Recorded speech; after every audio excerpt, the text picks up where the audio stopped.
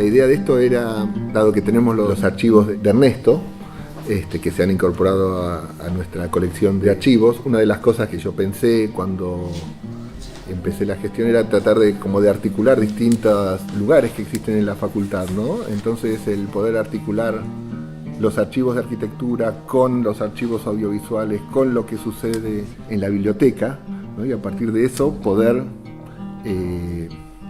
hacer algo como mucho más potente que tal vez una exposición de dibujos o una simple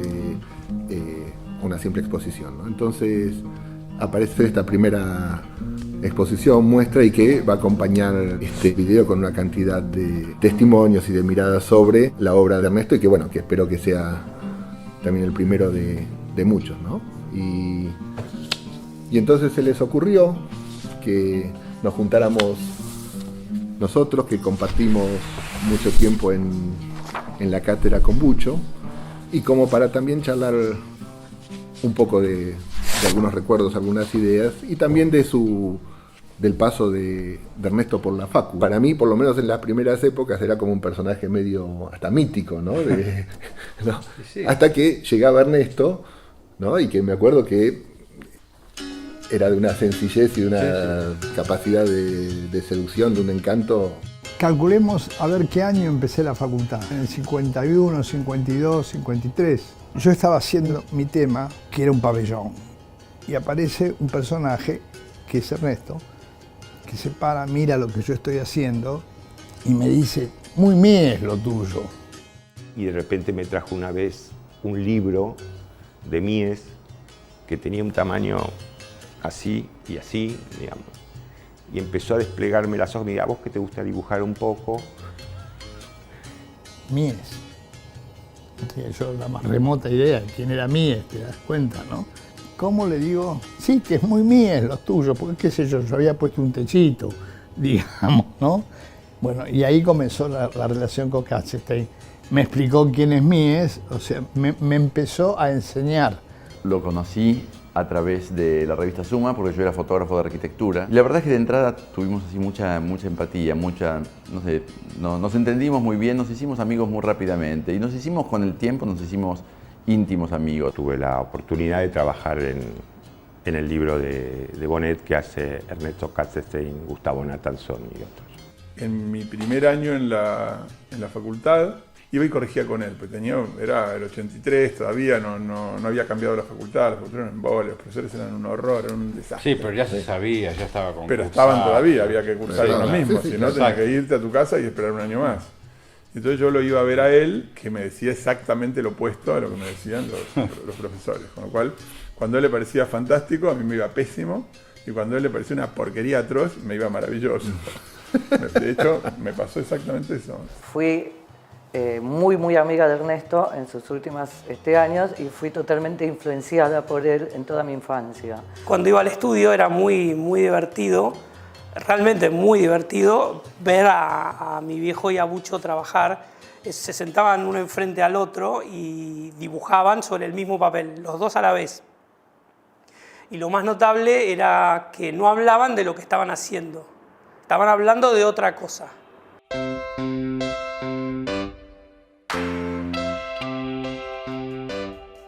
Todo lo dibujaba chiquitito, como esto, como si fuese de tamaño, chiquito. Borraban un solo calco, siempre un solo calco. Nunca eso de calco, de recalco, esa otra cosa que a mí me sorprendió mucho, pero nosotros éramos con la generación de que corregís. Es siempre con un lápiz y una goma. Y Bucho también. Bucho también, claro. Sí. Sí, y la proporción, siempre cada tanto agarraba el escalímetro, verificaba un poco. Es que dibujaban sobre el mismo papel. Uno miraba, sobre el mismo papel, claro. Siempre, sí.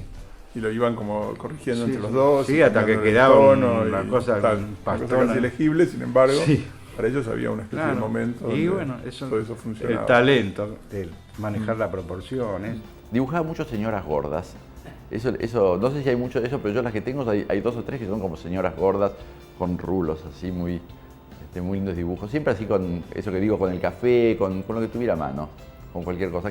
Casi que eran como dibujos que los podía hacer mientras hablara por teléfono. No es que decían, bueno, acá podemos agregarle un paso o un baño de tanto por tanto, sino que los dos, supongo que por el enorme oficio que tenían, trabajaban sobre eso, pero no hablaban de otra cosa, ¿entendés? Entonces por ahí contaban un viaje o una película, o hablaban de música y trabajaban juntos. Después sí, en momentos discutían o se ponían de acuerdo, negociaban y seguían avanzando. Pero si vos llegabas en algún momento a ver lo que estaban haciendo, estaban dibujando sobre una cosa, pero hablaban de otra. La potencia que tenía, la capacidad que tenía como arquitecto, ahí están los dibujos ahora, son fantásticos. Hay tantas ideas en esos dibujos, tantas cosas. Dibujaba maravillosamente bien también. A veces le pedí que me lo firmara, me firmó alguno, pero no era nada propenso a firmar nada, porque no le parecía ni que era arte, ni que era nada, ni me lo iba a firmar. Yo se lo pedí que me lo firmara casi como una cosa, dale, por favor, firmámelo. En la década del 80 estaba en el estudio que era de Bonet, el que había sido de Bonet. Córdoba y Y ahí Florida. pasó Córdoba y Florida, claro, arriba de la galería misma que hizo Bonet. Ahí era un docente, era como un maestro al viejo estilo del maestro, como si era renacentista. Vos lo veías dibujar, igual que Abucho también, ¿no? Se ponía en la mesa. Él pensaba a través del dibujo y pensaba y repensaba temas, digamos, era recurrente en los temas que pensaba y que iba desarrollando, ¿no? Temas de la arquitectura. Y ahí están todas esas experiencias en los dibujos, ¿no? En los cuadernos y en otros dibujos de él. No, a mí lo que me gusta es que son dibujos de arquitectura y a la vez son dibujos de lugar, ¿no?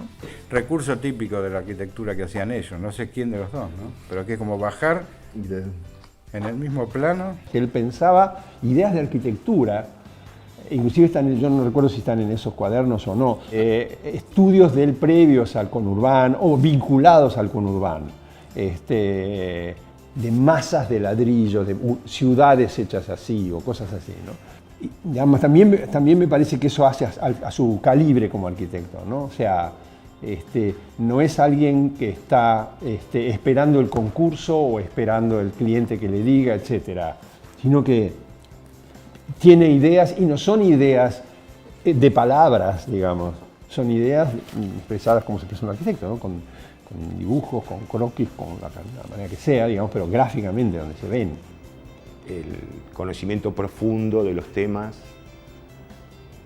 que ese conocimiento profundo lo hace llegar a decisiones de arquitectura y con una frescura y un amor por lo que hacía, que era para mí, digamos, yo conocí la obra de Ernesto mucho más tarde de lo que lo conocía él, y en cada obra, en el mailing, en varias cosas que estuve pudiendo mirar, encontré la frescura de Ernesto, del diálogo que teníamos.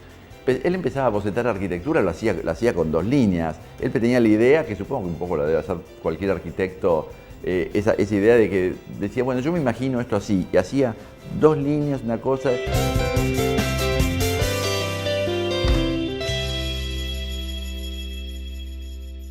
El trabajo de Ernesto, digamos, son como el reflejo de lo que es de su personalidad. No hay en ningún trabajo de Ernesto se puede ver como una agachada o un gesto fuera de lugar.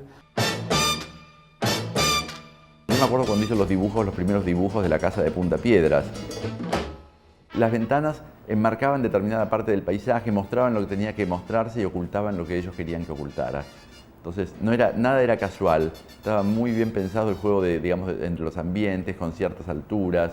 Era una operación muy de fotógrafo, porque es como si dijéramos acá en este paisaje, así una ventana no iba a ser una ventana cuadrada que se viera todo el cielo. ¿Para qué íbamos a ver todo el cielo? No tenía sentido para él. Entonces decía, lo que nos interesa es el horizonte, que se veía el mar, el horizonte, entonces hacía una raja, ¿no? Y entonces sentados en la mesa, eso concretamente en el comedor, sentados en el comedor no teníamos para qué ver el cielo ni para qué ver lo que estaba abajo.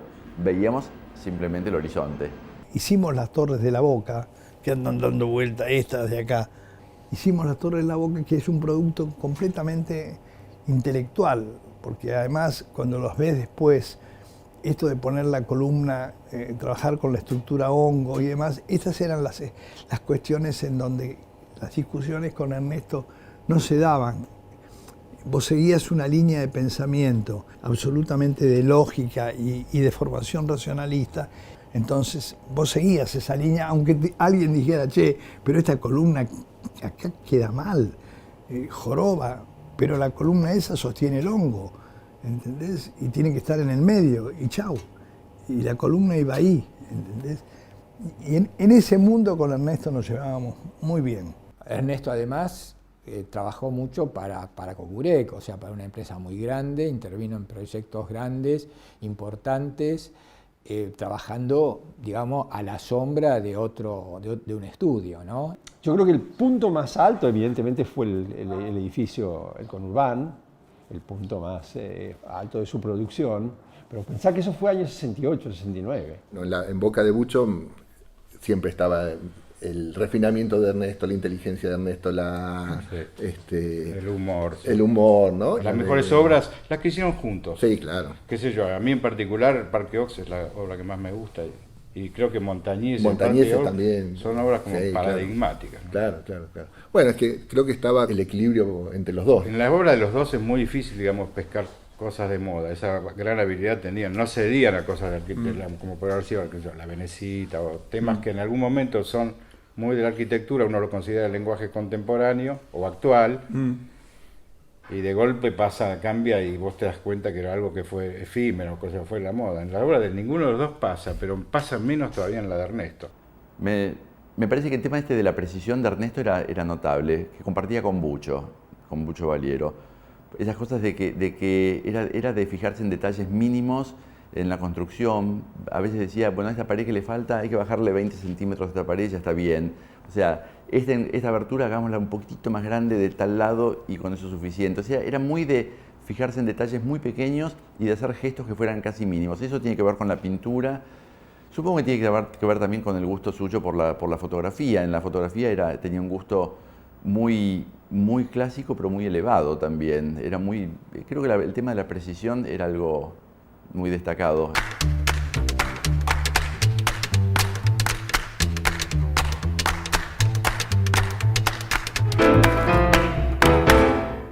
Mientras Valiero defiende, es como una especie de adalid de la defensa de la modernidad, Ernesto es capaz de meterse en los rincones y mirar otras cosas y observar lo que pasa con los contemporáneos ingleses, producto de la arquitectura inglesa tradicional. Y los italianos, y los neorracionalistas italianos o los racionalistas italianos. Mucha gente como que lo describe como un arquitecto más estético y yo creo que no tenía para nada eso. Para mí esa especie de simplificación era por un bastante grande conocimiento de ciertas cuestiones de síntesis que para mí es importante prestarle atención. Una de las cosas que aprendí es que está todo unido y que realmente está todo unido y aquello que parecía como un tanto esteticista o excéntrico tenía que ver con que nunca para mí descansaron en lo más seguro de la academia ni la técnica. Y nunca se develó la técnica, o sea, toda su obra y su pensamiento para mí tiene que ver con justamente haber superado la técnica y nunca fueron didácticos con eso. Por eso a veces se genera un clima como de excentricidad o de esteticismo que para mí no es tal, para mí tienen un pensamiento casi renacentista. Recién comentaba que así como de alguna forma con esa charla del movimiento moderno, ¿no? Así como Juan Molina lo rescató a Beretta Ervide, ¿no? Creo que Ernesto rescató a Vilar, a Bonet. Hablábamos mucho de la arquitectura argentina en Argentina en los años 30 y él sabía mucho de eso, también tenía una experiencia directa con Bonet, en fin. Ernesto trabajaba con Bonet. Bonet era un simpático y yo también entré a trabajar con Bonet gracias a la influencia de Ernesto. Contexto es años 82-83, finales de la dictadura. La construcción del libro deriva de un pedido de Bonet de hacer un libro sobre su obra. Yo llego al libro a partir de una invitación de Gustavo Nathanson, que hasta hoy sigo agradeciendo. Y para mí fue una decisión importante el dejar de cursar una materia por ir a trabajar con Ernesto en el libro. Nos reuníamos en lo que era el estudio de Bonet y lo que pasaba ahí era una cosa de absoluto, digamos, pensamientos, críticas y demás. A la obra de Bonet, la cual yo, un poco trabajando en el archivo, sacaba el material, lo ponía sobre dos mesas que había y comenzaba ahí una discusión entre Gustavo y Ernesto que era desopilante. Ernesto tenía una memoria de elefante y sabía cada una de las obras de Bonet. Entonces podía hacer en 10 minutos una síntesis de una obra tan compleja como La Solana. Y no sabía quién era Ernesto Katzenstein. ¿Y por qué? Porque no circulaba lo que era la altura de un arquitecto como Ernesto en esa facultad de la dictadura. En la facultad, digamos en mis años de facultad, la fantástica arquitectura que tenemos del racionalismo, de la arquitectura moderna en Buenos Aires, no se hablaba, no existía. Fueron ellos los que empezaron a reflotar ese tipo de arquitectura, patrimonio para nosotros. A raíz de esto, como nos parecía que Le Corbusier, Argentina, etcétera, la casa de Victorio Campo era muy importante y Ernesto de Victorio Campo sabía mucho, porque además él pertenecía a un sector social que tenía muchas afinidades, había cosas también de plano personal. Bueno, ahí se decidió hacer una cosa sobre la casa de Victorio Campo y eso generó la relación de Marta con Bustillo y su ruta. Después fue toda otra historia. Y hubo otros trabajos, en fin. El proyecto de la escuelita nace de digamos, una asociación o un contacto primero entre Rafael Viñoly y Tony Díaz. Después del golpe, cuando ya se quedan afuera otra vez muchos arquitectos, entonces Tony y Rafael deciden hacer algo, hacer este instituto. Y lo invitan a Jujo y lo invitan a Ernesto. Y después nos volvemos a encontrar en la escuelita, que fue una experiencia fantástica, donde Ernesto hacía unos ejercicios increíbles. Y Ernesto estaba dando su primer curso con la colaboración de Pancho Liernur, un curso, digamos, interesante para lo que era en ese momento, lo que fue, digamos, la propuesta de la escuelita, que era trabajar sobre desarrollos de proyecto a partir de unos cuadros de Le Corbusier. Él da ese curso el primer año, en el 77, y lo vuelve a dar en el 78. Y buscaban dónde estaban los planos. O sea, Ernesto era la teoría que detrás de esas pinturas había dibujos, había planos, había arquitectura, ¿entendés? A pesar de que eran las pinturas de la época. Bueno, esas investigaciones, que eran investigaciones realmente interesantísimas, las hacía Ernesto. Y Ernesto lo tenía muy de coequiper a Pancho Liernur. De manera que ahí decidimos, bueno, ¿por qué no hacemos una cosa sobre arquitectura en Argentina? ¿Y por qué no hacemos trabajos más sobre arquitectura en la Argentina? Así que eso fue el tercer año.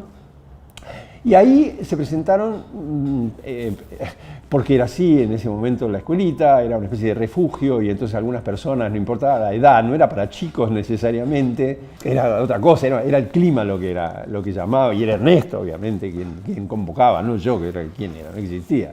Hicimos una especie de área de estudios de historia. Y él, digamos, frente a Tony y frente a Jujo, era el que le daba legitimidad a esto. Bueno, ellos empiezan el trabajo ese sobre Bustillo con la casa de Victorio Campo en la escuelita. Justamente con Ernesto es cierto, sí. Y él desarrolla ahí algunos temas y llega como esa idea de evaluar la modernidad de la obra y tal, y habla del alisado del francés, ¿no? De la simpleza extrema de una pieza clásica o de organización y de expresión clásica inicialmente y tal, que está buenísimo todo ese tema. Esta casa le interesaba particularmente, él decía que era la primera importante, o de las primeras, una de las más importantes de la arquitectura moderna en Buenos Aires.